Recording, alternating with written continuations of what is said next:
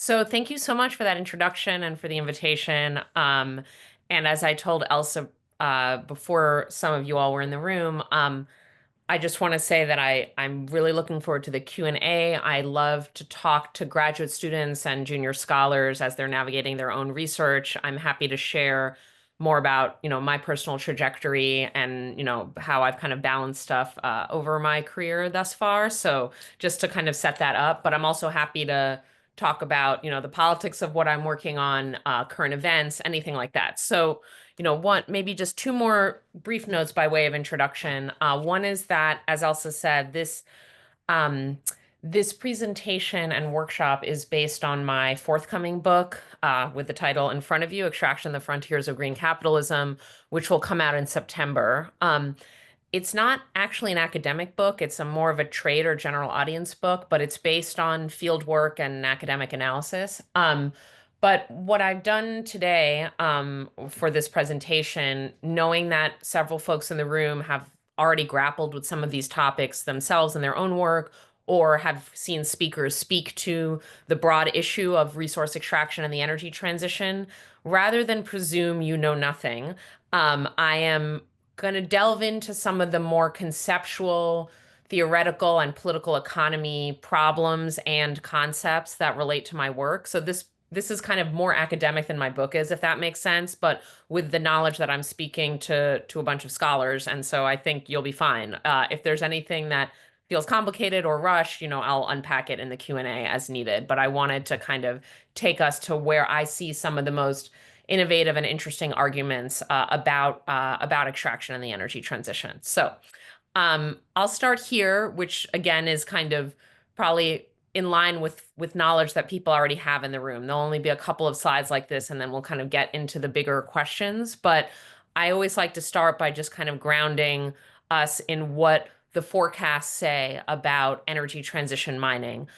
It's important to note that this is only for batteries, and I know there's some battery experts in the room who I've learned from. So I'll also say that this doesn't exhaust the raw materials needed just for batteries. So this is a subset of a subset of a subset, right? We're just looking at EV batteries, and we're only looking at particular materials. But for those, according to Benchmark Minerals, which is kind of one of the more prominent forecasting and commodity analytics firms, will need 384 new mines by 2035. So that's one way to think about the extractive footprint of the energy transition. Another is to kind of look, each of those little icons, those little clip art mine icons on the left side is a mine that is being, speculated to come into existence in the future, right? But when, in reality, mines are not little, cute clip art things, right? They are enormous material footprints, physical plants, logistical infrastructure. They're really one of the more kind of land intensive and land transforming economic activities out there, especially when we look at large scale mining, whether open pit, as it often is, or in this case, we're looking at brine mining in the Atacama Desert, where I did a lot of my field work, where lithium-rich brine is pumped to the surface and then arrayed in these enormous evaporation ponds that then let solar radiation do the work of concentrating the brine to have a higher percentage of lithium before it's then further processed and enters into cathodes and batteries and electric vehicles. Just for a sense of scale, in the background are the towering Andean mountains, and the salt flat that this all happens on is 2/3 the size of my home state of Rhode Island. So this is actually enormous, right? It's actually in a way considered one of the largest mines in the world because the mine is kind of the whole salt flat in a way. Also, though, so we're going from forecast to clip art to like what a mine actually looks like to then what the life worlds around a mine look like, right? So here we have the fact that this salt flat is also a set of wetlands, which might be counterintuitive. The Atacama Desert is the driest desert on Earth, but deserts have wetlands, and this has a quite interesting and complex set of surface and subsurface water systems. And those invite migratory birds like the endemic Andean flamingo, who live on who migrate and live temporarily on these surface lagoons. And there's a whole ecosystem in the water itself of microorganisms that we're only just beginning to discover their scientific and environmental value. But lest we think this is an area bereft of humans, it's not. So around that salt flat, there are also 18 indigenous communities that collectively subsist in a range of economic livelihoods from working in the mining sector. This is also an area with a huge amount of copper mining. Chile is the number 1 copper producer in the world, and that also occurs nearby. So they might work in copper or lithium related industries. They might engage in subsistence or small scale agriculture. They might work in the service and tourist economy. So there's a range of livelihoods. This kind of shows the irrigation and agricultural systems, though, of the Atacameño communities. All of this, though, is just one really small slice of what the kind of planetary mine, and I'm borrowing that term from critical geographers, looks like, right? So according to one estimate that used actually quite innovative methods of geospatial imaging, because it's actually difficult to figure out how big is the global mining industry in a kind of square kilometer sense. That's not information that's ready to hand, and so you have to construct that data set. These researchers discovered that we have 66,000 square kilometers of mining globally, and that doesn't include what's called like the buffer zone, which is the whole range of impact around a mine, because obviously the impacts of mining go way beyond just the physical plant of the mine. And you'd probably add another 10, 20,000 kilometers to that if you included the whole affected area of mining. Um, so this brings us to like a core concept of my work and of other critical scholars and activists' work on this topic, which is green extractivism, right? So the mining that I just discussed, the lithium mining, but also the copper mining that I mentioned, is increasingly tied to technologies related to the energy transition, especially to decarbonizing the transportation sector in the case of lithium. And, in response to that kind of uncomfortable fact that transitioning away from fossil fuels is not the same as transitioning away from extraction, that in fact, new forms of extraction become relevant for the technologies and infrastructures that would support a zero emissions energy system. In that context, scholars and activists have developed this term green extractivism. And it's, as it says here, a multivalent concept. Like it has different meanings sort of depending on who's using it, even among the kind of critical type scholars that tend to use it. So one, might refer rather straightforwardly, but importantly, to the mining required for the energy transition. So that's kind of what I just said. A second, more critical valence of it would be that, we have a mining industry, and yes, there's a sort of energy transition happening depending where you are in the world. But what green extractivism is really about is not necessarily the provisioning of materials essential to the energy transition, but instead an opportunity for extractive industries to paint themselves as green or even as climate saviors, because yes, a subset of their materials might furnish, or provide inputs for energy transition technologies. But there's a maybe rhetorical or ideological move that companies are making to kind of frame themselves as virtuous, right? So that's another kind of thing that another phenomenon that green extractivism as a concept calls our attention to. But I think underlying or as a kind of foundation of green extractivism, we know what green means, whether it's something good or whether it's greenwashing. Like we know those sort of different meanings of the word green. Extractivism, I think, bears some unpacking. It's thrown around a lot and sometimes in ways that go far afield of kind of some of its original uses, which is fine. I'm not trying to police the boundaries of extractivism, but I think it's good to kind of return to some of the definitional roots of it. And in my work in Resource Radicals, the book that Elsa mentioned, I trace a kind of genealogy of this discourse and really located in Latin America, Ecuador being one of the places that I worked on and where this term really came into being as a salient discourse among ecological, environmental, and indigenous activists. But it reverberates around the region and now around the world, and is thus probably familiar to people in this room, but it wouldn't have been when I kind of first started working on it. So extractivism or extractivismo in Spanish is not just extraction. So it's important. It's not just, it's not just resource extraction. It's something more. It's a systemic, the ism tells you that it's something systemic, and it's a system and a whole political economy of large scale extraction that can be mining, it can be fossil fuels, it can even, in those activist usages, relate to mega agriculture, mega development. Hydroelectric plants can be called extractivist, right? So but it usually refers to non-renewable resources. What's important is that extractivism is territorially expansive. It has a huge land footprint. I just discussed that, but it's expansive in the country, but it's oriented externally. Like the goal of an extractivist economy is extraction and export to global markets, right? So it's a way that countries in the sort of periphery of the world system have for a long time been tied to global economic processes. Those global markets have a few features that are important. One of them that, again, I'm sure folks are familiar with is that they tend to be very volatile, right? In their price dynamics and supply and demand dynamics, in their geopolitics as well, which we'll get into.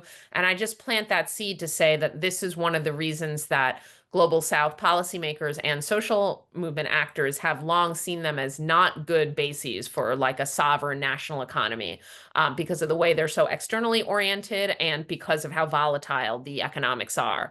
But it's worth saying, and I say political economy for a reason, that extractivism is not a purely economic phenomena. It's also deeply imbricated in the state structures of global South polities where extractive industries predominate, and it can be deeply ideologically ingrained, including on the left, like in a sort of broad ideological spectrum. There can be a real commitment to the continuity of resource extraction. So another way that I put this in another piece of writing that I did, and I'm kind of, for those that are familiar with Stuart Hall's work, I'm riffing on something that he said about race and class, but I'm saying here that extractivism is how capitalism appears in the periphery. It is like the way that capitalism first incorporated like places that were conquered originally as colonies or as semi-colonies, depending on the historical moment. And that's how they were kind of brought into the capitalist world system. So it has deep roots in a kind of colonial and then neo-colonial set of relationships between the periphery, or what was then called the third world thereafter, what we now call the global South, what economists would call developing countries, right? We get the kind of class of countries I'm referring to, almost all of which were formerly colonized by European powers. And so what green extractivism also points us to is this long continuity, that green extractivism is just the most recent appearance of a really long, we're talking about 500 years long, kind of set of unequal relationships that started in colonization, led to peripheral economies that are fundamentally dependent on both global markets, but also on the powerhouses of global manufacturing, who are the ones that buy their goods, on these global markets. That within their societies, these mines, and also, plantations, if we look at agriculture, are enclave economies that don't really contribute to national development. They're kind of cordoned off from the rest of the national economy. That those peripheral countries exist in deeply unequal relationships that are not only economically, but also ecologically unequal, in that they provide resources and their resources are drained out of their territories at the same time that what's left behind is the contamination, is the dispossession, is the poverty, right? So hence the kind of term sacrifice zones, which has its green update in green sacrifice zones, a term that many scholars have used, right? So again, this is just to situate green extractivism in a long durée that well predates the energy transition or any of the mining associated with it. So, this raises some fundamental questions that don't have easy answers, and this presentation will not answer these questions, but it will explore them. And I think they're both reasonable perspectives, and I kind of combine them ultimately in a way. But, one way to look at green extractivism is it's just more of the same. It's greenwashed extractivism, and, all we see is colonialism, neocolonialism, rapacious extraction of nature. Another perspective is like that's partly true, the first thing, but that there's also some important developments, not only in what's being extracted or what supply chains are being furnished with inputs, but also that the political and economic dynamics are maybe more diverse than what I've just presented. That and including especially forms of global South public policy agency and social movement agency and protagonism that is maybe a bit hidden if we only look at it through the view of oppression and exploitation rather than also look at resistance and kind of innovative policy measures, right? So couple different things happening here, but these are two different ways that I think we can think about green extractivism, and I'm going to try to explore it from a couple of angles. But, what I think is important, regardless of which viewpoint we ultimately settle on, is that while there are serious and important continuities, and I'm going to address those in this presentation across time, in not just extractivism, but in this kind of global set of relations between countries that are dominated by extractive sectors and those that, kind of reap the benefits. But I think it's important, especially when we look at resource extraction, which tends to kind of almost naturalize itself as almost fact of nature rather than a social fact. It's important to kind of avoid some of the pitfalls of overemphasizing continuity. And so I'll unpack that a little bit. If we just see like, a simple reproduction of a set of neo-colonial relations over time, like as true as that is, it can lead us to be overly static about the world system, right? So what I mean by that is like, it's clear that there have been changes in who's powerful in the world system. Like Portugal and Spain were the countries that dominated Latin America hundreds of years ago. I don't think anyone would put them at the top of the global hierarchy, like even within Europe right now.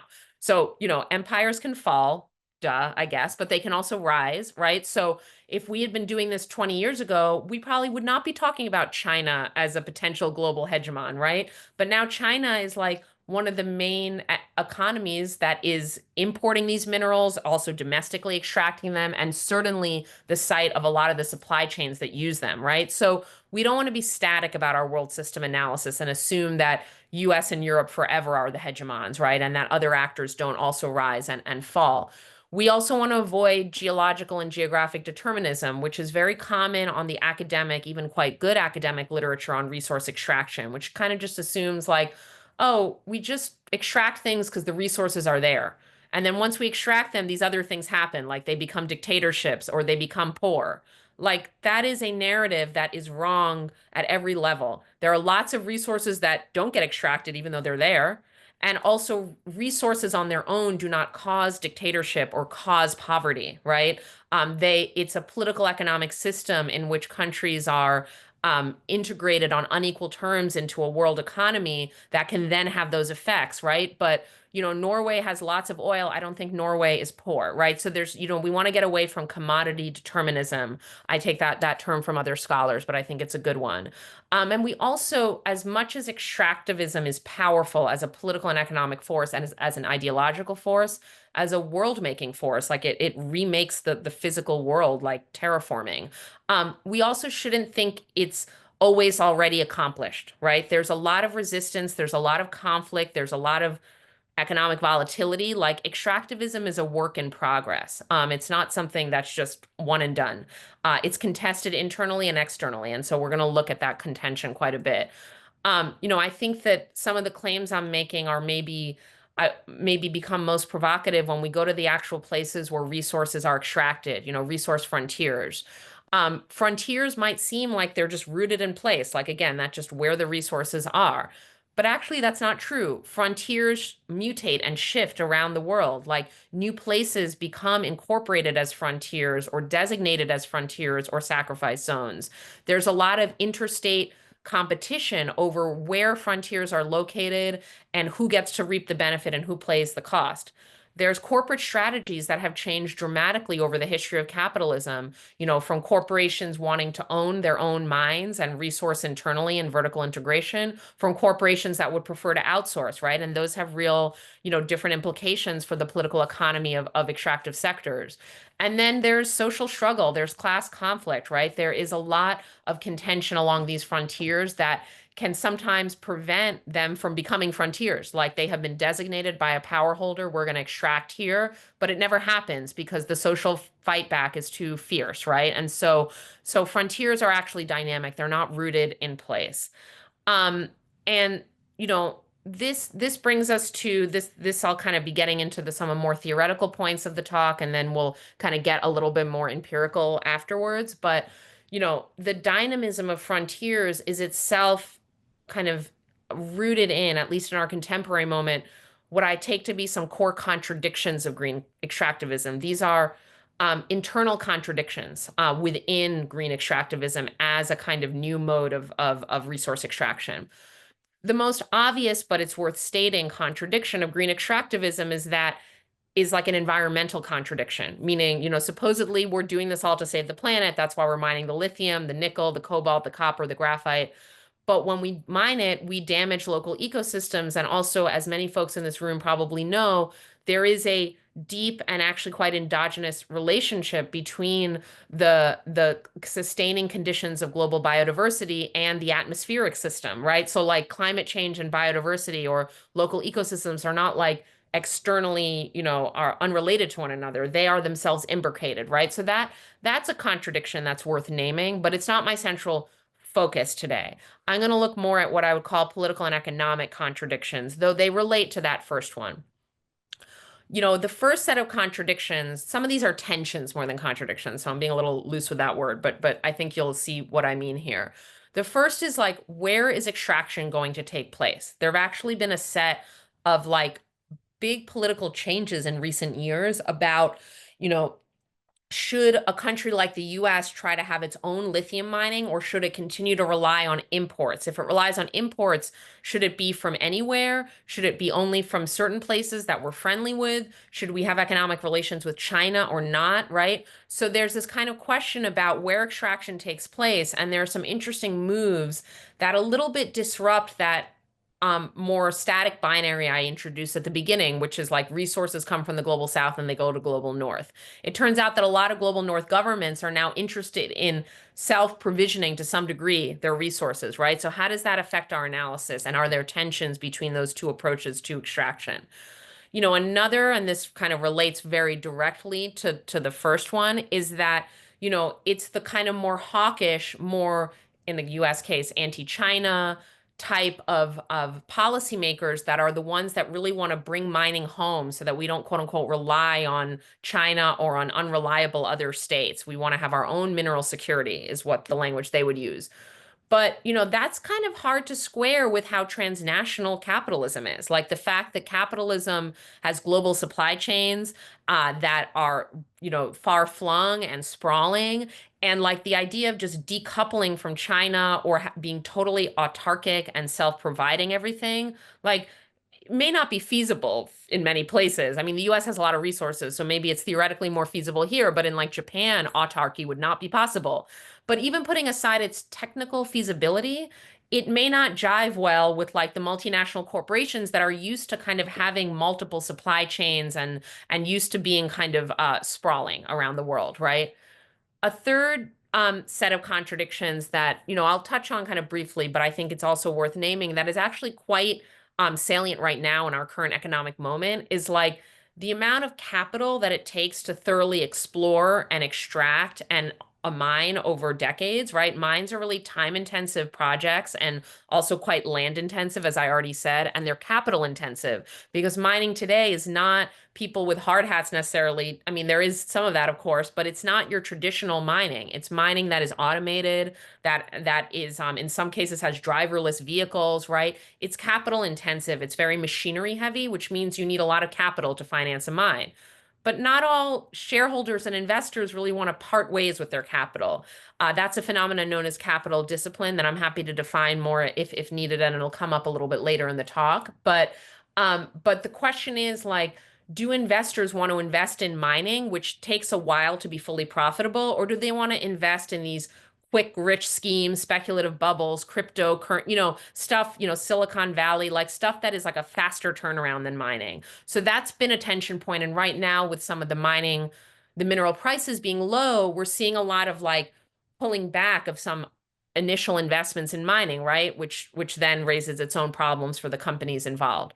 And then the last is maybe a little closer to our hearts in this room, though I don't want to presume anyone's politics, but for folks that are progressive, environmentalists, that are committed to indigenous rights, like there are real issues that this whole set of context presents to us, which is like, is our goal to like resist all resource extraction? Or are there ways that extraction can be remade where it's not extractivist, but it's more oriented towards like human need rather than profit, right? So those are different left or progressive kind of ways to think about resource extraction and what our alternative might be. Um, so I want to, as I said, we're in the kind of little bit theoretical part here. There's just a couple more slides like this. So for people who love it, cool. For people who want me to get into the more technical or empirical stuff, we'll get there in a moment. But I want to kind of also put out there that these contradictions of green extractivism have a bigger form in like the contradictions of green capitalism writ large, right? Green extractivism is just one slice of what we might call green capitalism, which is a whole bigger set of economic activities that are linked in some way to the energy transition, to decarbonization, to adaptation. And that similar question that I raised about green extractivism, we could reformulate a little bit and say, is green capitalism truly capitalism becoming more sustainable? Or is it just zero changes and greenwashing? I don't think either of those are adequate, actually, but I do think they're two common approaches. I try to take a more political economy and somewhat, I would say, more empirical, meaning this is what I observe, definition of green capitalism. And this kind of basically comes straight from my book. And when I say green capitalism, I mean sectors or companies or supply chains that are labeled as green. And that's because they have some role in processes like decarbonization or adaptation.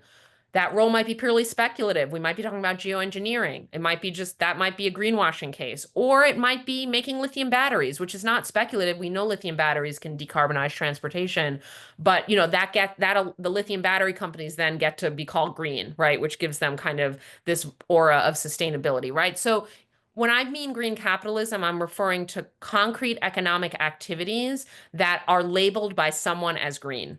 And that's it, right? So I'm not actually making a value judgment, but you can tell that there are a lot of ways that we could critique what gets labeled green and whether or not these are proven or false solutions. It's also, and this is where the critique maybe gets foregrounded a bit more, a political project, right? Green capitalism is the idea that capitalism can solve the climate crisis. And that mobilizes certain constituencies, certain elites, certain experts in a kind of technocratic management of the climate crisis, but also seeing the climate crisis as an opportunity for capitalist investment, for market-driven innovation. There are problems though, right? So just like there are internal tensions within green extractivism, when we scale up all the way to green capitalism, there are also internal contradictions, like it's not working. And according to any measure, like absolutely tons of electric vehicles have been produced. And yes, absolutely specific grids are now lower carbon than they used to be.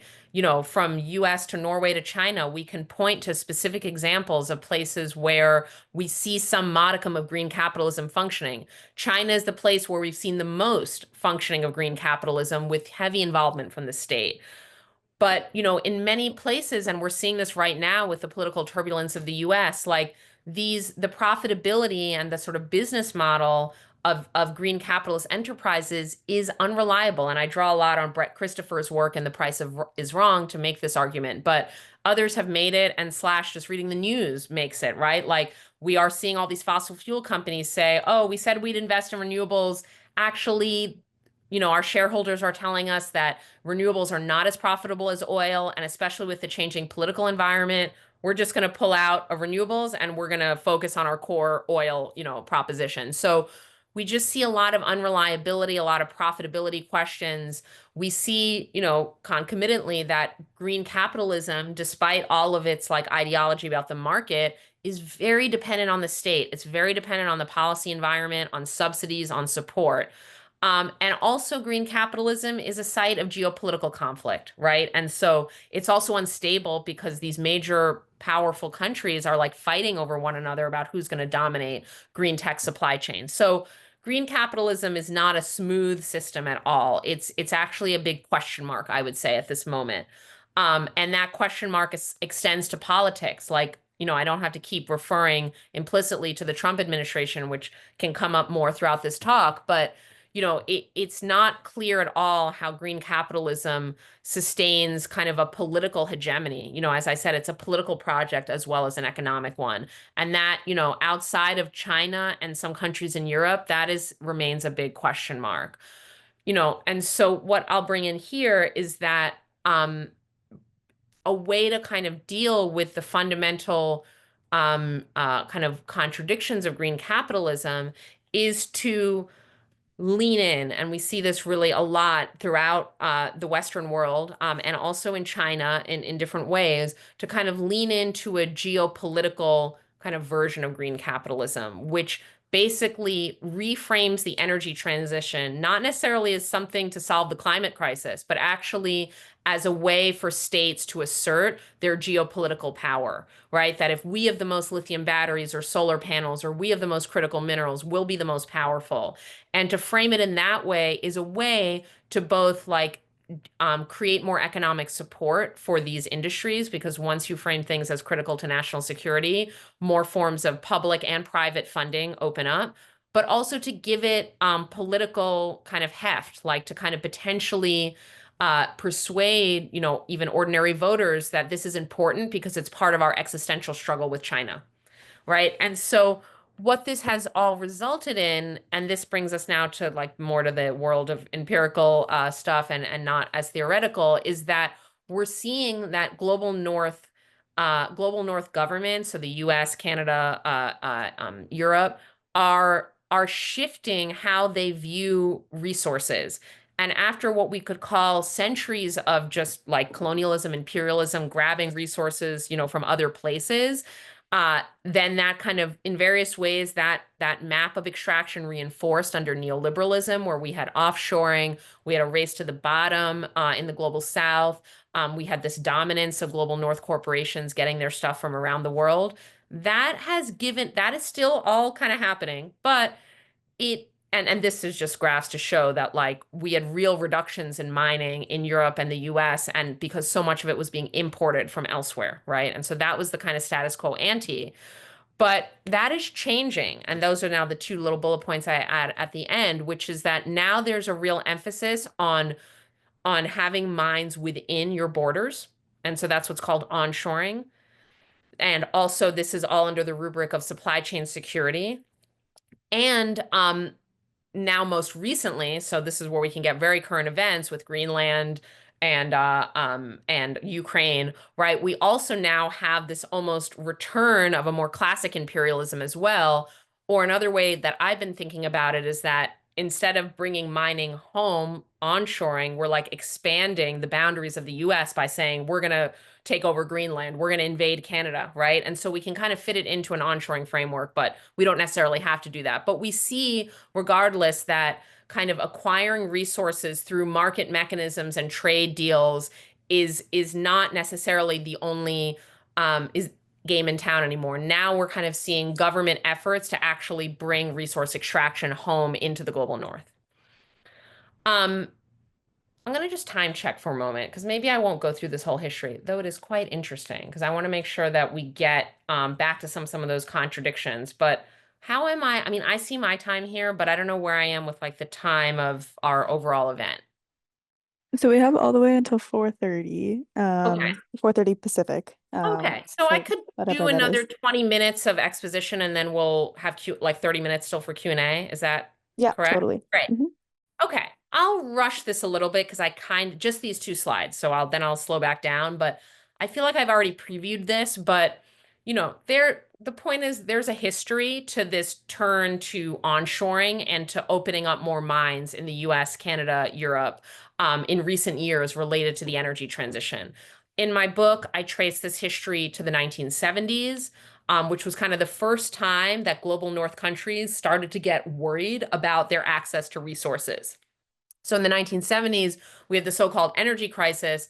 I always put that in quotes because if you were Venezuela or Saudi Arabia in the 70s, it was not a crisis. It was like the best economic boom you would ever experience, right? So the crisis is the Western perspective, but it's how it gets named. And so I just want to, bring that phrase in. But for me, and this is like some of the historical work I did, it is the origin of these notions that like, oh shit, actually global South countries, then third world, like they can try to control their own resources. They might nationalize them. They might establish state-owned companies. They might raise the prices for them, and we can't depend on them anymore.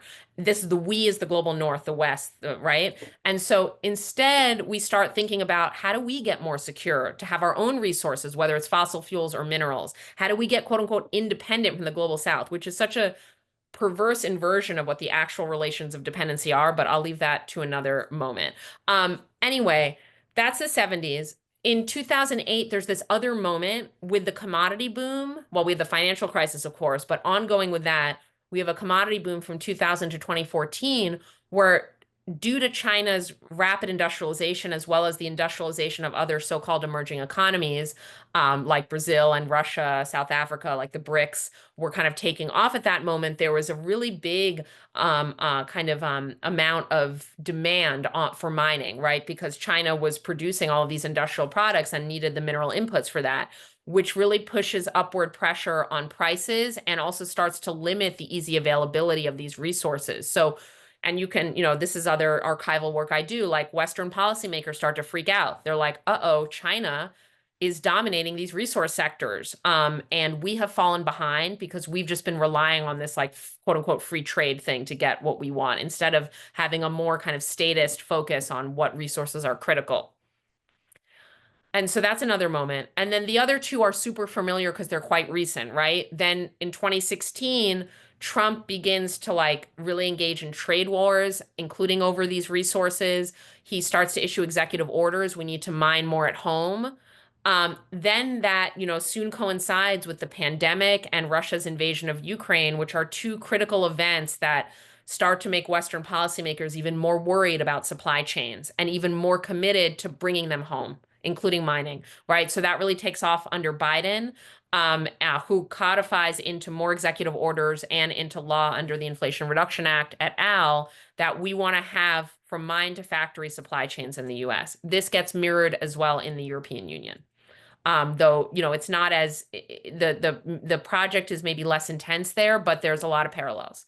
And so this all takes the form, as I said, of concrete pieces of legislation, of regulation that with varying degrees of carrots and sticks and inducements and mandates, a whole mix of policy tools, begin to really encourage mining within the global north. And if you remember from that slide I went through super quickly, this is a change because we've had less mining over the past century in the global north because it's been outsourced, increasingly to the global south, as well as some countries like Canada and Australia that are global north settler colonies with the long mining history and who have also been major mining providers to other global north states. So, this is kind of geoeconomics in action. Then this gets further fortified with tariffs. So it's one thing to say, we're going to try to encourage mining. It's another to say, we're literally putting tariffs on mining imports. So then that gets a bit more geopolitically intense, right? On top of the laws and the tariffs, then we have also a lot of public financing where public money is going to directly support mining in the global north. And I won't go through all of this, it's one of those hard to read slides because there's too much info on it, but you get the idea. A lot of money, and in the US, it's a lot of money. It's hundreds of millions to low billions of dollars being routed from taxpayers, just to put it that way, into mining, right? To support that intense capital cost of mining, right? So that's very beneficial because once the government is saying we'll foot half or 75% of the capital cost of this mine, then other investors flood in. And then you have your whole blended finance package for mining. But the state financing gets very important for mining companies. And this is having on the ground effects, right? We are actually witnessing more mining projects in the global north than anytime recently, right? And yes, a lot of them are speculative. A lot of them won't go forward. Mining is a highly speculative industry tied to the volatility of global markets that I mentioned, but also tied to that fundamental insecurity around garnering enough financing. So projects often are announced and never happened. But some of them will happen and some of them are happening, right? And so it's not just speculation. We do see more mining. That's a map of the Western US and then a map of Europe with projects that are at various stages of development, and I could speak to a bit. And the ones on the left are just lithium, actually. The ones on the right are a mix. Oh, no, they're all just lithium, actually. So this actually isn't everything. We're not seeing copper mines and some of the other mines that have been promoted in global north contexts. But here's where I'm going to go back to some of the twists and turns of this talk. The fact that we have more mining in the global north does not mean we have less mining in the global south. It's like really important to repeat that. It's not a substitution process, it's an addition process, right? Because the global market is growing. But I could even put it more strongly than that. And here I'm relying on actually quite helpful graph from the IEA from their most recent critical minerals outlook, which shows very clearly where the main places that we expect these minerals to come from are. And it is Latin America, Indonesia, Africa, and China. I don't know who's in the other category there, so I'll put that aside. But despite a lot more mining happening in North America, Australia, and probably Europe's in that other category. No one beats Latin America for the amount of mining, right? And close behind them is Indonesia, and with Indonesia, it's primarily nickel, right? So that's actually just one element. With Latin America, it's more of a mix of copper, lithium, et cetera, right? And similarly in Africa, right? But these are the formerly colonized places and places that I think we can honestly say still have neo-colonial relationships to the world economy where the mining is primarily going to take place, right? The supply chains remain fundamentally unequal. And this is, if you've never thought about value added, this might be a little hard to read. But what this is showing is that the value, and we could just say profit if we want, they're not exactly the same, but we can put that aside for now, accrues across the supply chain, meaning the mining node of the supply chain is like the least value added and generates the least overarching economic benefits compared to going to manufacturing, right? So these are still very unequal supply chains, and the mining and the low value added, which is also obviously the most toxic and contaminated in an environmental sense, those nodes of the supply chain remain more likely in the global south, right? So this inequality that we started with still persists. And it's not just inequality, it's violence, right? And so we want to be really aware of the fact that unfortunately, mining is the worst human rights offender in the world. It's like there's always this race, this kind of ignominious race between large scale agriculture and mining, because they are the places, they are the economic sectors that have the most human rights allegations, violations, and outright injury and death of people that attempt to protect their land. But this past year, and I think for the past couple of years, mining has won this terrible race of being the sector with the most human rights violations and literally with the most deaths associated with it, right? And so the deaths are not by accident. I'm not talking about workplace safety stuff, which is a whole other thing. These are deaths, these are assassinations, we can call them, of land, water, and indigenous rights defenders that are trying to defend what they have for subsistence against large-scale companies and getting injured or killed in the process. And the killing is either by the companies, by paramilitary, private security, or by the state military and police forces that are protecting the company's assets, right? So it's a deadly sector, and it's important to remember that when we think about the social conflict around it. So this is a lot happening at once. We have more mining in the global north. We have more mining in the global south. We have unequal exchange.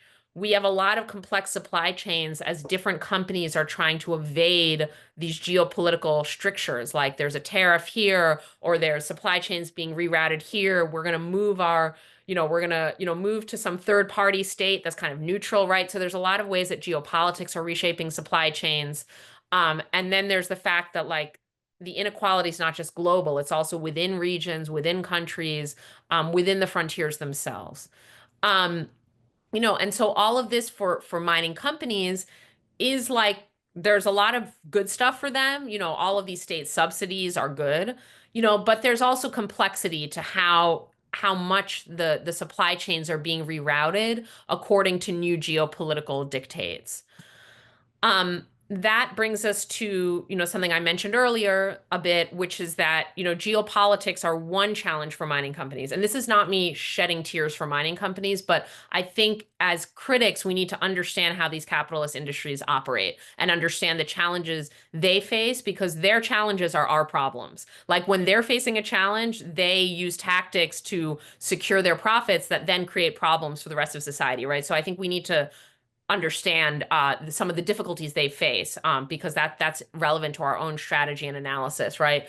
And so one of the difficulties, aside from this kind of complex geopolitics, is financing woes, because the prices are so volatile that investors get turned off whenever there's a price crash, right? So there's this really volatile pricing structure that's reinforced by financial skittishness, we can call it. Like the price drops, your financing dries up, then you have to stall your project. Then a lot of projects get stalled.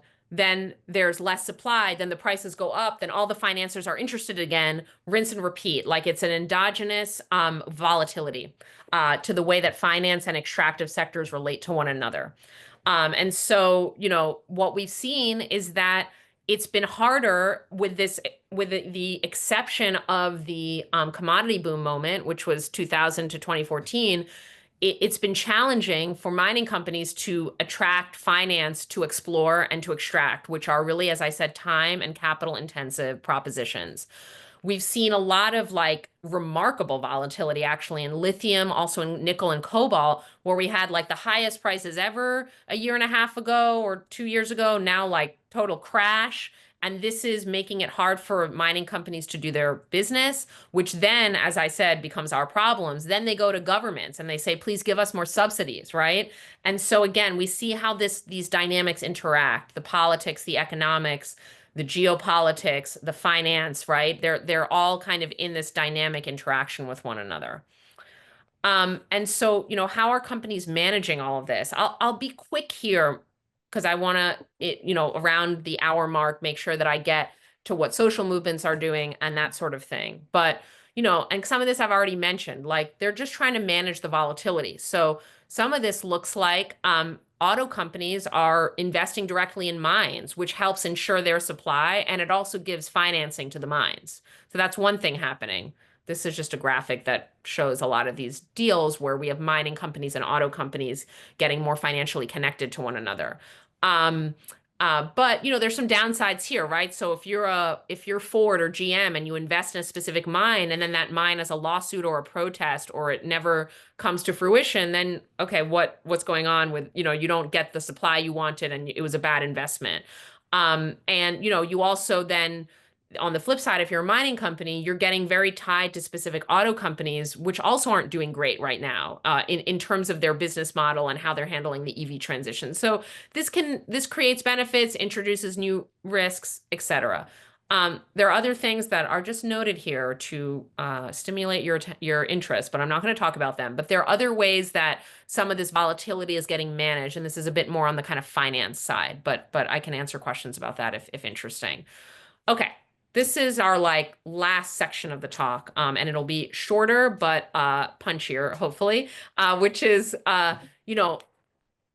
mining and extraction has never been and is not just about elite machinations. Like elites make these plans and they all work out. We've already seen that elites' plans are riven by contradictions and tensions. So a lot of their plans just don't work out on their own, but they also don't work because they're not the only actors. There are global South governments that are trying to exert sovereignty. There are social movements. There are labor unions. There's transnational networks of activists. More than ever, mining companies actually understand, like their executives don't like this fact, but they understand it, that they do not make decisions alone because there are other forces that have gotten powerful enough that they have to at least account for them, if not contend and negotiate with them, right? So this looks like a resurgence of resource nationalism. We have multiple countries across geographies from Africa to Asia to Latin America, establishing new state-owned companies. There's a whole set of questions. Are those companies powerful? Can they actually extract without partnering with global north companies? Like we can talk about that, but the companies are being established. In some cases, the sectors are being brought under state control. there are export bans, there's local content requirement. There's a whole suite of industrial policies that global South governments are using to try to leverage their mineral resources into political and economic power and development, right? All of which we could also subject to a variety of critiques, but like I just want to put them on the table. There's also, just to say the final bullet point here, there's also kind of strategies that are emergent, they're precarious, like they're kind of in their infancy and maybe they'll never fully develop. But in certain Latin American countries that have progressive governments and strong social movements, we're seeing attempts to combine like classical resource nationalism with more social and ecological principles. So that's a kind of interesting development too. Okay.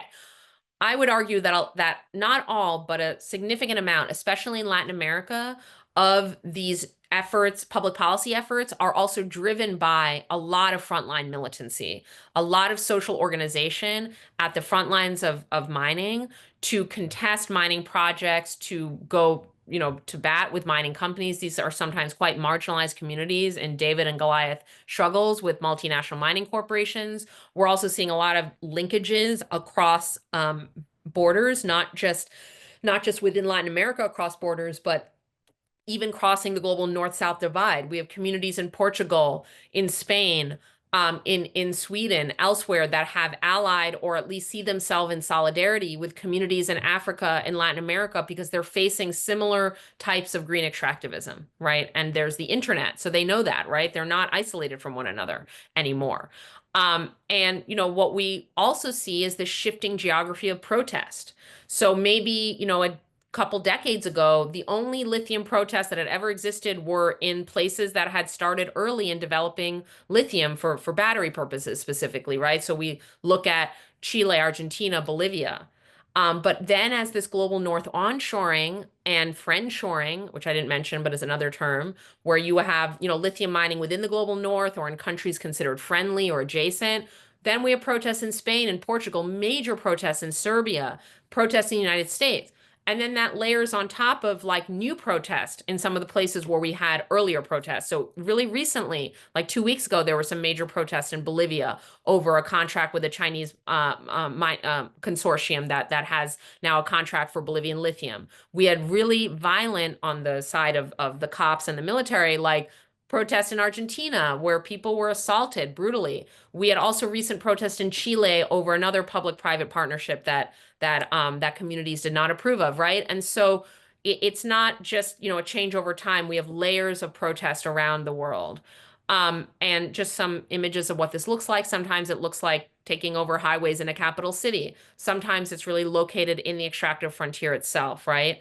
Then these are some photographs from field work where we have places that do not have mining yet, though on the right side, the Thacker Pass project is in construction, but the mining hasn't begun.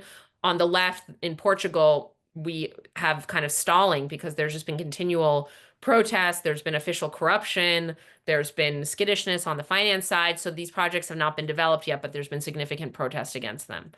So I'm kind of just last couple of slides here. We see a lot of interesting stuff in terms of demands that are similar and diffusing across these quite different places, right? We have similar calls for consent, for the right to say no, for communities being involved in governance, for maybe certain landscapes being too sensitive to mine, so ideas about bans or moratoria on mining, but also for demands for ownership stakes, for planning involvement and participation, right? You know, if we're in a moment where we see protest across the global north and south against a mining system that we can call planetary, then we start to ask questions about, if communities are pushing back in lots of places, how much mining do we actually need? And is all of this really so necessary, right? So I'll point to research that, and I know Alyssa's in the room, so I'm like honored that she's here. And this is, so you see the UC Davis logo there. Like this is research that we did in collaboration with your institution, that showed that actually we could get to zero emissions of specifically here the transportation sector with radically less mining than it was forecasted in that first forecast that I showed you, right? And actually what we didn't show, because other research have already shown this, is that the same measures to reduce the amount of mining would actually get us to zero emissions faster, right? So like the more we can get into transit, the more we can make battery sizes smaller and therefore the cars more affordable, the more we can increase density and live in denser and more affordable kind of environments, like that's also good for getting, confronting climate change more quickly, as well as for reducing mineral demand quite dramatically. Um, and, but those are models, and models are inspiring. The good models are, at least, I think. I think they're really useful tools for analysis and for also like strategy. But models don't change the world on their own, right? And so something we've been doing at Climate and Community Institute with a bunch of partners has been thinking through like, how do we actually activate the latent coalition across these supply chains? Like, how do we connect those folks, not only in Chile and Nevada at the resource frontiers, but also like how do we bring in battery workers? How do we bring in transit advocates? How do we actually create the political power that would be necessary to have a less resource intensive energy transition, right? And so we've been doing some interesting work there. And just to kind of bring us full circle, these were our questions that kind of opened this whole thing. So this is just a reminder slide. And this is my last slide, which is, you know, it's really complicated moment to analyze green extractivism. That goes without saying, and even more so with Trump in office. We're seeing like a real return of, not that they ever went anywhere, but we're seeing like an even more intense political and economic dominance of the fossil fuel industry. I'm not letting Biden off the hook. He approved tons of fossil fuel projects, more than Trump did in Trump's prior term, but now Trump's probably going to try to beat him on that, right? So we have fossil fuel extraction, we have green extractivism, we have frontiers where literally both of these things are happening, where oil and gas are being extracted and critical minerals are being extracted. I call these extractive appendages also in my book.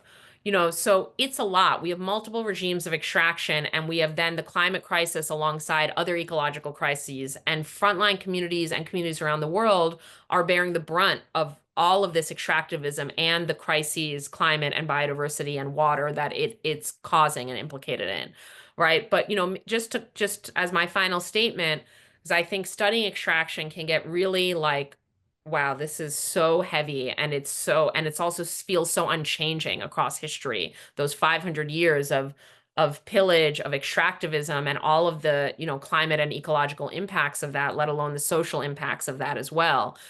So it's a very sedimented feature of global capitalism because it relates to the origins of capitalism, in terms of the colonial origins of capitalism, at least. But I also hope that I've shown that it's also a terrain of struggle. It's a field of contention. Nothing is guaranteed in terms of specific projects or specific policies, right? There's north-south contention, there's community corporate contention, there's class struggle, there's indigenous struggle, right? There's environmentalists, and then there's a whole supply chain that potentially connects communities that are fighting for a more just transition. So I'll end it there, and I would love questions, comments, anything you want to throw at me.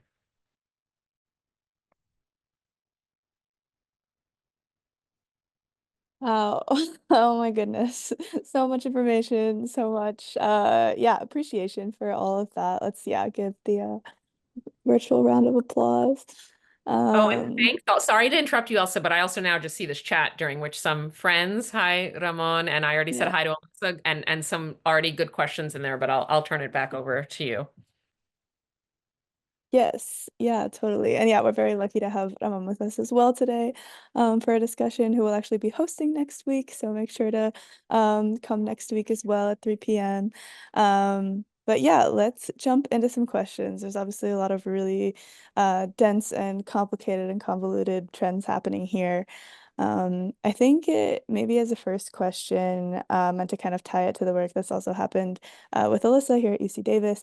I'm curious if you have thoughts on politically how the conversation is moving around kind of some of the more demand side parts of the extractivist sector. So obviously like that research came out recently.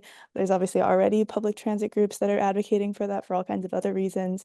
But yeah, curious if you have a kind of finger on the pulse about that. Yeah, and it's a really mixed answer. I almost want to ask Alyssa her thoughts too, because I always say I'm a dilettante on transportation policy, like truly. I mean, I've learned a lot from folks like Alyssa, but it's not something I studied or was trained in, right? But I've become interested in it because precisely because I've seen that, and maybe you're giving me the opportunity to say something more directly that I didn't say in the talk, and then I will answer your specific question, which is that I think that we're asking too much of the places affected by extraction for all the solutions to just be there. And what I mean by that is like there's only so much that better governance can do. Or, when you go to in the world of mining, in the advocacy world, people are always talking about better governance, which is great. I would love better governance too. But like when you're a country on the periphery of the world system with limited sovereignty over your own resources, that's being pummeled by all these like requests for concessions and projects from multinational mining companies that maybe the US State Department is visiting you and encouraging you to accept US investment. Like if that's your position in the world system and our expectation here in the global north is like they better fix their laws to like fix all these problems. Like that's not analysis, right? Analysis is that these countries have limited, unfortunately, due to neocolonial relations, like may not have full autonomy in this moment to like perfectly govern their extractive sectors, right? Which are again being lobbied by corporations and by quite powerful actors. And so I think that on the one hand, we need to support struggles in those contexts, social movements like the one that Ramon is involved in, that are pressuring their governments to do better on environment, on indigenous rights, on participatory planning, on territorial planning, 100% in solidarity with those struggles. But I think at the same time, we need to do stuff here, right? We need to say, like, there's only so much that better governance can do when the demand for mining is so rapacious. And where does the demand come from? It comes from a certain system of production and consumption, especially among affluent people, which we're not all affluent. So I'm not implicating all of us in that, right? I mean, I think, we have to attend to class difference in the global north too, and race difference and a whole set of inequalities in the global north. So I'm not saying every global north resident is equally culpable. But it is true that the demand is coming from wealthier industrialized places. And now we can think about China and some of the emerging economies, and it gets complicated because it's not only Europe and the US in that picture, right? So with that all in mind, like that's the reason that took me to the other end of the supply chain. It was to understand that we can't just govern supply better. We need to also govern demand better. And what that looks like is changing the ways we live and move around and interact in public spaces and the infrastructures that we build and the technologies that we prioritize in the global north. And so, now to answer your question, on the one hand, and Alyssa can reality check me on any of this, have seen a little bit, just in the few years I've been working on this, of positive movement in a few ways at the state and local level. Not so much at the federal level, really. I mean, putting aside Trump, like even not with Biden at the federal level, there were some good things, but mostly I saw a very EV centric policy coming out of Biden, right? And that has, that we need to, yes, we need to get rid of gas powered cars. I'm not like against producing EVs, but when that's viewed as the panacea, that's what creates a lot of the mineral demand and a lot of the rapaciousness and the harm that I talked about. So at the state and local level, in so-called blue states, places with progressive government, there has been a bit of a renaissance around transit, around density, around other modalities of transportation, including active transportation using our bodies for folks that that's available for, whether it's cycling or walking, or whether it's multimodal, like you pick up that e-bike and then you take it to a bus and then that's how you're getting around, right? Even like those cargo bikes with batteries have become like in style, and people are moving their families around that way with a bike or their groceries, right? And so and I've seen, from New York congestion pricing to Minnesota's like deep investment in transit to some stuff happening even in California, really car dependent place. Like there are some really positive examples out there. And I think people seeing that, like, just like there's a crisis in housing, there's also a crisis in transportation. It's unequal. People don't have access. People can't live near where they work because there's no way to, and there aren't ways that, working class people are being pushed further and further from the urban core, and then they have no way to get to their jobs. Cars are becoming so expensive because of interest rates, right? So it's bubbled up to progressive policymakers' attention that this is an issue. On the other hand, as I said, with Biden, I did not see this the same prioritization of electric buses or of Amtrak or of, anything like non-car as I did with EVs. And now with Trump, I mean, we don't get me started, right? We're already seeing rollback of the minimal federal funding there was to support some of those local initiatives. So then states and localities are going to have to think really hard about hard things. Like, I don't just mean bonds, but like raising taxes on the rich, because how else are you going to fund these things, right? So there's going to be like real political struggles over how to actually finance these much more sustainable alternate modes of transportation. But they're at least on the table. And also, the climate movement has gotten slightly better, low bar, about really thinking clearly like, we're not just EV promoters. That's not the role of the climate movement. The role of the climate movement is to make sure that we draw down emissions. And there are other ways of living and getting around that are actually better at that than just mass production of, electric SUVs.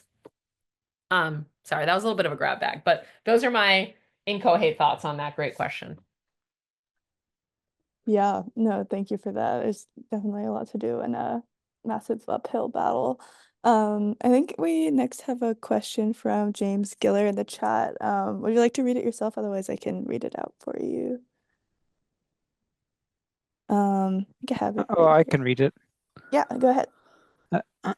Thanks for your presentation.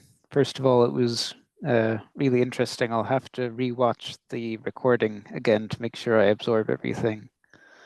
But I was just wondering if you think there's anything we can learn about what, like the continuation of onshoring of mining is going to look like from other kinds of developments that have been happening in Western countries, like building and operating these warehouses and data centers to support e-commerce and other digital services. Yeah, it's an interesting question because I think there are parallels, there's some intersections, but there's also, some differences. But I say this all from a place of like, I'm not a data center expert, and when I say that, it's just that people know, like, you should fact check me. Like, I'm not trying to undermine my expertise, but no one would call me a data center expert, but I can speak to it a little bit. I think that, one interesting parallel is that like data centers aren't per se themselves like considered a green technology or related to the energy transition, but they're very related to the energy sector because they're so energy hungry, right? And a lot of that energy now is coming, or increasingly unfortunately coming, from gas powered power plants that are like filling in for insufficient renewable energy. I think, I'm not sure. I've read some studies that we could really power a lot of these data centers with renewable energy, and that with battery storage, the intermittency isn't a huge problem. But the rushed pace, I mean, there's kind of a boom dynamic, almost like similar to a mining boom, like just in the kind of speculative scramble aspect of these data centers being built in all these places. And they're being built with resource geography in mind, in the sense of like, or energy geography, which is like, where's there cheap energy, or where are there pliable governments that will ensure that we get cheap energy, or where do we have a good relationship with a major private utility, right? So there's a kind of interesting energy geography to the way that data centers are being built. But they're super data hungry. There's Oh, well, I'll come back to that in a moment, but they're super data hungry. They also require mining. I don't, Alyssa or anyone can correct me if I'm wrong. I wouldn't put them on the same level as the EV industry, but all the hardware and technology of those data centers and the energy infrastructure, of course, the transmission lines, I mean, and so that involves a lot of resource extraction, right? I mean, and certainly of fossil fuels and of energy sources, but also of mining and minerals and hard rock, metallic mining as well. Um, similar, they're kind of playing into some similar like energy security arguments, even though it's a different logic, sort of like, we want to have like, we want to have like robust data security. We want to have these data centers. We need to provide them with domestic energy. There's kind of some loose parallels between that and the framing of like, of lithium mining as essential to energy security. So similar political arguments are kind of used to provide these private enterprises with public support. Um, maybe a couple of things just to close this out that I think are also interesting to think across these two different industries or sectors goes back to my answer to Elsa's question, which is, and to the end of my presentation, which is in both cases, I think there's a set of unasked questions about social need, like how much is needed, right? The data centers are not just to power things that I think we might view as socially necessary, like our internet telecommunications, which are kind of like a fact of everyday life at this point. But of course, the main thing that's behind the speculative rush is the major data and energy requirements of artificial intelligence, a lot of which is like an unasked social question around like, do we need this? Do we need this crappy AI produced writing and this ugly AI produced art? Like, is that necessary to our social, And so I think just like we might ask how much lithium is necessary, we can ask like how many data centers are necessary. And we can do similar types of modeling. And actually, Climate and Community Institute is going to do some of this at some point, similar types of modeling of the energy and raw material requirements, and then actually ask like, is this worth it, to build all these data centers to create these ugly memes? Like, or do we want to actually use our energy for something else instead? So that's really scattershot because I'm grasping, because I'm not, maybe the last thing I'll say, just sorry, interrupting myself, is that as I said, with the gas peaker plants that are being built to like provide, energy load to these data centers, that's just one more data point for why we're not in a linear energy transition. It's not globally, it's not the top thing that's kind of reinforcing fossil fuels. There are other, it's not the top thing globally, according to the IEA, but in the US domestically, it's a major source of new demand for fossil fuel energy. And also that is a policy choice. Even if we like the AI art, we could use renewable energy for it, but we know about the speed of building a gas peaker plant, but also like the privileged financial relationship that fossil fuels have to the finance sector, and like why it's quote unquote easier to build out the fossil fuel stuff than the renewable energy stuff. So I don't feel like that was a satisfying answer, but maybe it was a bunch of food for thought. But I like the question. Yeah, thanks a Cool. lot. No, I think that you covered it. Sweet. Yeah, I'm hoping to bring the conversation a little bit to something that I know we've talked about a little bit before, Thea, of this question of global north and global south, like different resistive groups to mining being put in a position where they're antagonistic to each other. Mhm. I think that this becomes relevant with a lot of the research that Pablo and Alyssa are working on right now, where you're kind of looking at all the different lithium deposits around the world. And if you have more resistance or more difficulty of mining in a certain area, either, yeah, through like local struggle or through policy, how does that impact where mines get put? And where global capital moves as a result. And so I know there've been like some kind of conversations of trying to get people in the same room and talk about Yeah. some of that, but I'm wondering if you could elaborate. Yeah, it's such a good question. And so just to repeat, I mean, I know like everyone just heard what you said, but I just want to like emphasize the question a little bit, like, and maybe make it more provocative, even just to be dramatic to make the point. Like, is it the case that if you have in a certain community or set of communities a relatively high level of social organization and political consciousness, such that community members feel empowered and confident to engage in militant struggle against a mining company that's super powerful, multinational, has the support of the government? That's like a very asymmetric struggle to engage in, right? And so, under what conditions do marginalized, sometimes also racialized, peripheralized communities feel like we can go to bat? We're going to put our bodies on the line. We're going to use legal tactics. We're going to use protest tactics. We're going to do direct action. We're going to either slow down this mine so that we have more of a say in how it's governed, or we're going to stop it altogether. We're going to scare the investors so much that they pull out. Two outcomes that have happened in many cases that I can, name specifically. So if that happens in those well-organized communities, and I also want to say, in places where you have a modicum of rights and a modicum of political representation and a modicum of democratic accountability. And I say modicum because I don't want to overstate. I know we have folks in the room from different countries. Like, I'm not trying to say that places where people resist more are perfect democracies, but people resist even with the risk of retaliation because they know that maybe there's a legal system that they can appeal to, right? So in those contexts, we get more resistance. But when those places resist, and let's say the project is canceled, and then that company goes somewhere else where you maybe have a more authoritarian government, or maybe a community that for whatever reason does not feel empowered to engage in that level of militant protest, or you have companies that are willing to use even more violent means of repression because they're in an impunity situation. Are we just shifting the problem to places that are less able to resist and govern? That's a real question. It's in a way, it's not exactly how investment works. Like it's a kind of stylized idea that like a company pulls out of one place and figures out the other best place to invest and immediately goes there. Like there's more steps in the process than that.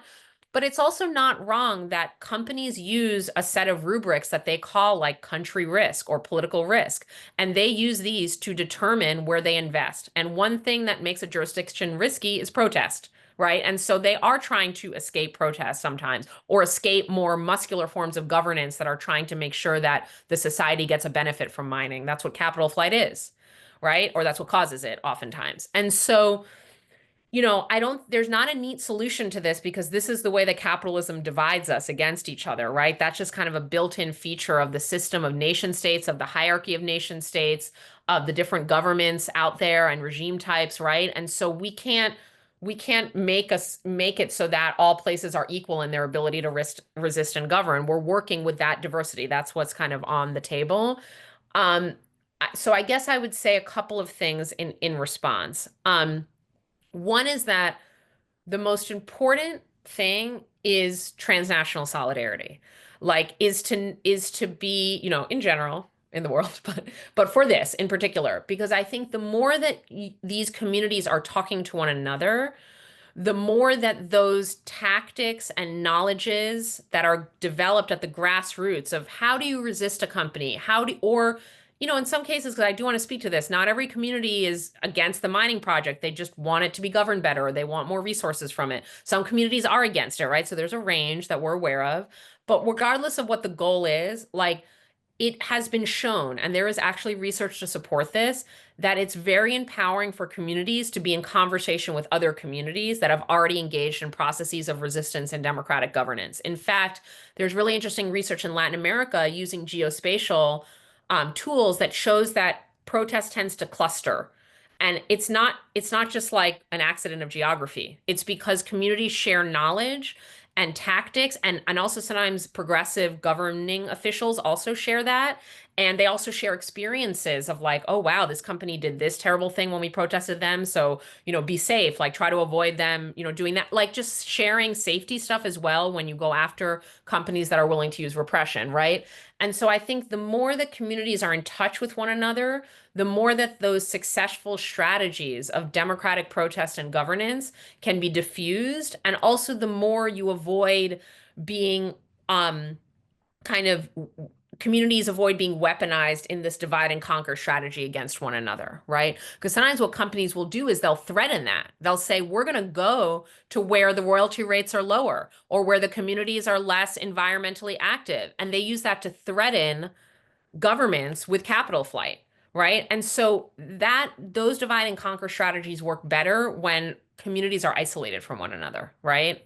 It's like the same thing in the labor movement. It's the same, it's the same thing anywhere where you have these asymmetric conflicts. And so, as a first, I would say, thinking of ways to both build those solidarity relationships, diffuse that knowledge, of tactics and of governing strategies, but also diffuse the knowledge that you're creating, like the mapping knowledge, like that itself is useful to communities to understand, right? And then, I think that there is, I think, I just emphasizing at this point, a lot more to be done, even though it's starting and it's really inspiring the little that's happened, but to bring, for example, communities in Africa in more direct conversation with communities in Latin America, right? Because it's Latin America and Africa where we actually see some of the big differences here. And not that there's no protests in Africa, I would not say that. There's been recent protests in Zimbabwe around lithium mining, right? I'm not trying to downplay, but we don't see the same rates of protest. Why is that? Sometimes it has to do with the regime type. the companies, sometimes there are legacies of civil war and violence and genocide, like in those countries, that makes people scared of, so there are different things that are real concerns that communities have, right? They're not just timid or something. There are real constraints that they face and risks. And so how do we spread that empowerment around the world, right? And I think Latin America, there's just a lot of experience to draw on in some successful test cases of actually pushing back. I mean, in Ecuador, we've seen projects just get canceled, right? Like investors just walk away, court cases win, and I could go on. It's not just in Ecuador, but there have just been some recent good examples from there. But yeah, it's a great question. And it's a thorny one that has no perfect answer because we're not in control of the world, like more powerful people are. But I think that there's still a lot of lateral and horizontal relationships that can be built that can be effective to countervail this a bit. Yeah, no, absolutely. Yeah, no, it was really great to hear from Ramon that folks went up to Thacker Pass and that there's kind of like direct connections happening Yeah, there. exactly. So it's already kind of in the works. So yeah, we only have 5 minutes left. I wish we had another hour that we can keep talking to you. But so I'm gonna try to smash like two questions in one, and then you can kind of decide how to break up the time. I think they're somewhat related. So kind of first, or maybe just they're kind of related. So our question is kind of what your advice is for energy scholars in our efforts to kind of critically engage with some of these tensions. And I think relatedly, the question is, I think often as researchers, we have a little bit of a bird's eye view. We're often not from the communities that are like most directly impacted. And so while that often is something that we're trying to mitigate by having, community involvement and things like that, there's also a way that it allows us to see from many different perspectives. And so when you're trying to communicate that, how do we kind of do that cross-disciplinary communication of kind of talking about models, talking about all different types of methodologies that allow us to have that bird's eye view when we're Yeah, also trying to stay really yeah, rooted in totally. people's struggles. So yeah. No, no, those are great, and I agree they're connected. I mean, not for everyone, because I don't want to presume everyone in this room views themselves as like an activist scholar, though I have a sense that several of you do, and I know that several of you do. But generally there's this question of like, of kind of first of all, what is the advice in terms of substantive focus, methodological approach for those who are interested in broadly speaking critical approaches to studying the energy extraction, the energy transition, the climate crisis, that sort of thing. And then this question of like, how do we stay rooted in the causes, campaigns, communities that are important and probably inspired our work and who we also want to benefit from our work, right? Because we don't want our research to be extractive, right? To use that a little metaphorically, but I think, it's a concern I've faced. Sorry to just digress for a moment, like my first work in Latin America and Ecuador, working on extractivism and anti-extractive movements, like people ask me this question. They were not shy to say, are you extracting our knowledge? Like I had to answer that.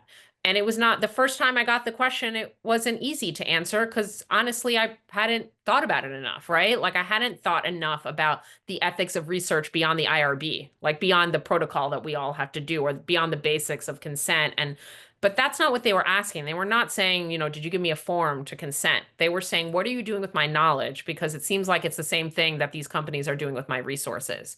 And that was like a real question I had to answer. And I can share what I said. I'm happy, but it's a politically situated question. So it's not the same answer everywhere. But I had to really think, which brings me to your second question, second part of your question, like how to ensure that not only is my research useful, but that it is at some level co-produced, because that's the only way to really make it useful, right? Like you can't decide as a researcher what's useful to communities. They have to tell you in some way, whether that's through your interviews and ethnography or whether that's through more structured co-production of knowledge, right? So there are different ways for communities to be involved. It doesn't have to be co-authorship, but it can be, right? So it depends. With the more mobility or achieving zero emissions with more mobility and less mining. And I'm sorry that when I didn't see Ramon in the room because his OPSAL, the group that he organizes with and co-founded, was very involved in that, as was Alyssa's research center, right? And graduate students and postdocs at UC Davis. So that was a real piece of co-production in many ways, in that movements were directly like involved in informing the questions we asked. They were consulted throughout the process to make sure that our framing felt accurate to their struggles and to what was useful to them in their meetings with policymakers and their protests against companies. Like what knowledge helps empower them when they're at those tables, right? And there were changes we had to make, and we confronted difficult questions too. Not maybe at that level of you're extracting our knowledge, because by that point, a lot of us had learned like how to not be extractive with our research processes, but there's still difficult questions we were asked and places where we got pushback and had to reorient, right?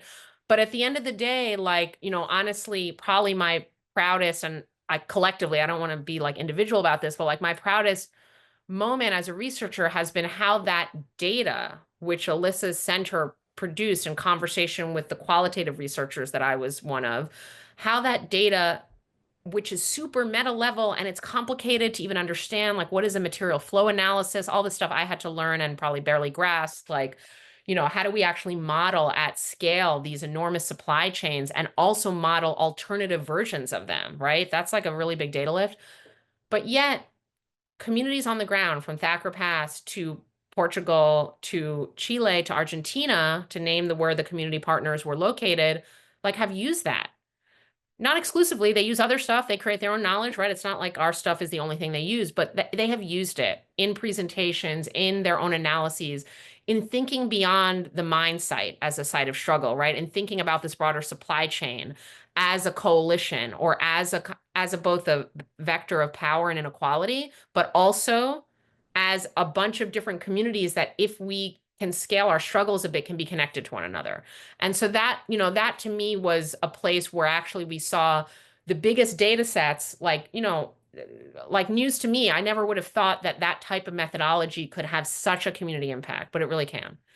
And then in terms of what to work on, and I know we're over time and I know people have to leave to their other classes and engagements, but I'll just, I think the most important thing in this moment is to stay agile and flexible with the dramatic changes that are happening, and to think of ways that your commitments, your methodologies, and your sense of political economy, like the basic like structures of power and social relationships that govern extraction and energy and all of this stuff, that your foundations, your principles, your methods, and your political economy analysis are relatively robust to the turbulence. What I mean by that is that if your methods and political economic analysis and political principles are such that when Trump makes a new executive order, your research program is like in the trash, then it's a moment to reevaluate, like, what were my paradigms? Like, why was it that it was so shocking to me that fossil capital is so resurgent? Or it's so shocking to me that Trump can promote critical minerals as much as Biden, but drop the EV thing, right? Like, these should not shock us, right? Because we should be aware that the energy transition is uneven, it's conflictual, it's stop and start. It's not smooth. Green capitalism is a project. It's not a fait accompli. And like, as much as we can build in dynamism, dialectics, like flexible methodologies, back and forth conversations between theory and empirics and between our sources and our community partners and our colleagues, like we will maintain that agility. And that, I think, serves you even if, you leave academia, even if worse things happen that we can't imagine right now, given just how bad the Trump administration is, those will serve you regardless of your specific research paper or dissertation. That's what I've learned. I almost want to say the hard way, researching something that was in flux in real time the entire time, rewriting my book twice. I mean, just like the lithium market dramatically changed in the past few years, right? But I learned ways to start to build that expectation of uncertainty into my analysis. And that's kind of my biggest upshot, I think, that I would share with other researchers. Wonderful. Yeah, thanks so much. That's a hopeful note to end on, hopefully. So yeah, we're a little bit over time, but thank you so much, Thea, for joining us, Thank you. for your presentation. It was really wonderful, and hopefully more conversations to come. Yes, for sure. And yeah, just before everybody leaves, just want to encourage everybody to join us next week. Ramon and his colleague Gabriela are going to be joining us at 3 p.m. Pacific. And yeah, for more conversations about lithium, because that's what we love to talk about. So great. Thank you so much. And put me on the list if you remember. I would love to know about that event and future ones if since they're Zoom and I can attend. Really wonderful Absolutely. questions, everyone. Thank you so much.